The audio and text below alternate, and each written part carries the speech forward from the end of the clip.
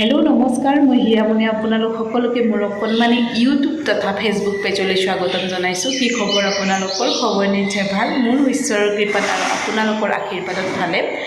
आजिर भिडिओটো बनोৱাৰ main पार्पास हल আজি आमार बाबुर कारणे এটা गुरुत्वपूर्ण दिन। আজি হৈছে 4 एप्रिल और এই 4 एप्रिल तारिखे आमार बाबुई स्कुलলৈ যাব आरम्भ কৰিব। तो मैं भाविलो कि जेहेतु यूट्यूब और फेसबुकत टुकटाके भिडिओ दिওঁ गतिके कियनो आज এই गुरुत्वपूर्ण दिनটো सঞ্চয় কৰি নাৰাখোঁ সেইকাৰণে ভিডিঅ'টো কৰিম বুলি ভাবিলোঁ। যিয়ে নহওক আপোনালোকে নিশ্চয় জানে মই এটা সৰু সুৰা কাম কৰোঁ, তাকে মেনেজাৰক কৈ মিলি মানে এটা ছুটি ল'লোঁ আৰু আজি অফটো লৈ ল'লোঁ। লৈ এতিয়া দিনটো আৰু হিৰ লগত থাকিম বুলি ভাবিছোঁ। থাকিম মানে কি একেবাৰেতো লগত থাকিব নোৱাৰোঁ, তথাপিতো অলপমান থবলৈ যোৱা বা আনিবলৈ যোৱা সেইটোতো কাম কৰিব লাগিব প্ৰথম দিনা। যিয়ে নহওক আমি মাকবিলাক বহুত ইমোশ্যনেল ন, মানে স্কুললৈ আজি যাব আৰম্ভ কৰিব দুদিনমানৰ পৰা ভাৱনাবিলাক আহিয়ে আছে।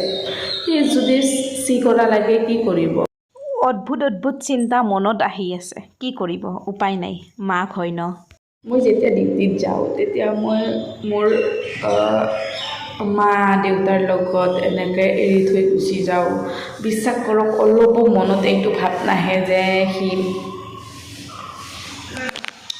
সি মানে কিবা কষ্টত থাকিব বা কিবা অসুবিধা হ'ব। প্ৰথমবাৰ আজি সি মানে এনেকৈ মই মানে এৰিব ওলাইছোঁ। মানে যিয়ে নহওক স্কুল এখন মানে কি ছেফ জেগাই, কিন্তু মাক আমি আৰু মই অলপ বেলেগ ইমোশ্যনেল, মানে বেলেগ হয় নাজানো। মোৰ মানে সিক লৈ মানে মই বহুত পজিটিভ, বহুত বেছি। আপোনালোকৰোতো সেনেকুৱা ফিল হৈছিল ন?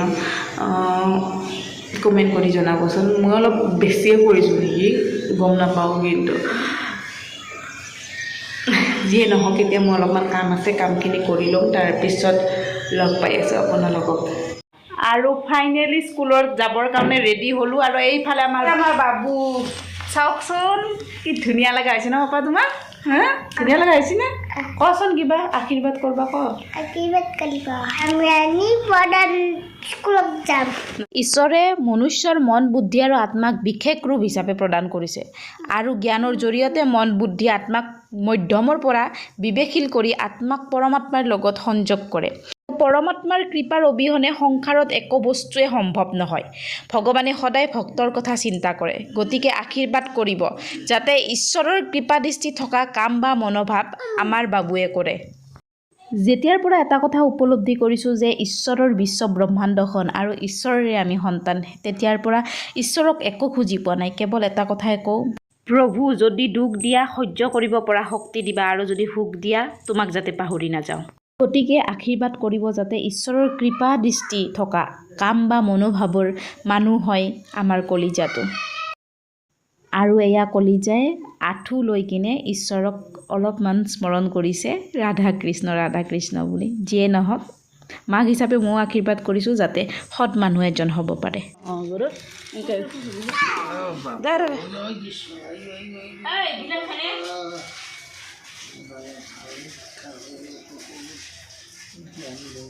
কলিজাই এনেদৰে আটাক আইতাকক সেৱা কৰা দেখি খুব ভাল লাগিছে। আধ্যাত্মিক পৰিৱেশৰ খুবেই প্ৰয়োজন, কাৰণ আধ্যাত্মিক শক্তিৰ অৰ্থ হ'ল জ্ঞান আৰু শক্তিৰূপী ঈশ্বৰৰ পোহৰ, আৰু এই পোহৰৰ প্ৰভাৱতে সংসাৰৰ জীৱসকল সক্ৰিয় হৈ কাম কৰে আৰু ইয়াকে আত্মা বোলে। আৰু ফাইনেলি ওলালোঁ বাবু, মই আৰু বাবুৰ দেউতাক। বাবু স্কুলত যাবা ন আজি? আৰু ফাইনেলি আমি পাই গ'লোঁ স্কুল। পাপা ভালকৈ থাকবা না, থাকবা না? আচাৰ্যৰ কথা শুনবা না? চি লাগিলে আচাৰ্যক কৈ দিবা না? চুমেটা দাম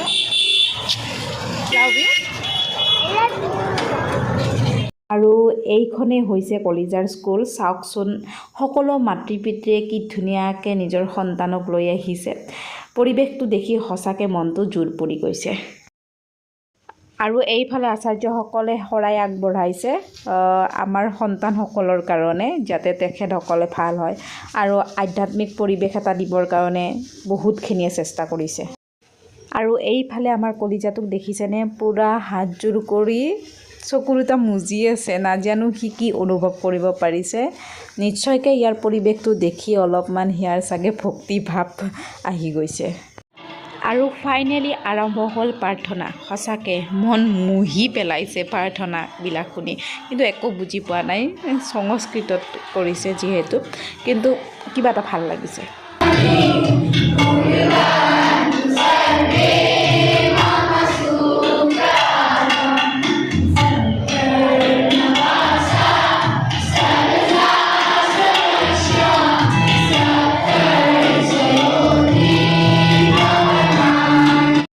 আৰু এইফালে ভকতসকলৰ নাম আৰম্ভ হৈ গ'ল। নাম বুলি ক'লে এটাই কথা আহে, যিটোৱে আমাৰ সমস্ত পাপৰ বিনাশ কৰে। গতিকে ঈশ্বৰ নাম মেইন। ভকতসকলৰ নাম শেষ হোৱাৰ পিছত ছাত্ৰ ছাত্ৰীসকলক এনেধৰণে ভকতসকলে আশীৰ্বাদ কৰিলে আৰু আমাৰ বাবুও ধুনীয়াকৈ আঁঠু ল'লে। যিকোনো ব্যক্তিক মনৰ পৰা আদৰ সন্মান কৰিলে আশীৰ্বাদ দিয়ে, কিন্তু ইয়াতে ফ্ৰীতে আশীৰ্বাদ দিছে। আৰু আশা কৰোঁ এই আশীৰ্বাদে বাবুক আমাৰ বহুখিনি কাম দিব। আৰু এতিয়া প্ৰসাদ খাই কিনে শ্ৰেণীকোঠালৈ যাওঁ, গতিকে বলক আপোনালোককো দেখাওঁ শ্ৰেণীকোঠা। আৰু এইফালে মোৰ নিচিনা একেই মাতৃসকলে পূৰা সন্তানৰ কাষত ৰখি আছে। আচাৰ্য আহিব বুলি শুনিছোঁ, তাকেই ময়ো ৰখি আছোঁ ৰ'ব। আৰু ফাইনেলি আহি গ'ল আচাৰ্য, আৰু এতিয়া সুধি আছে নাম।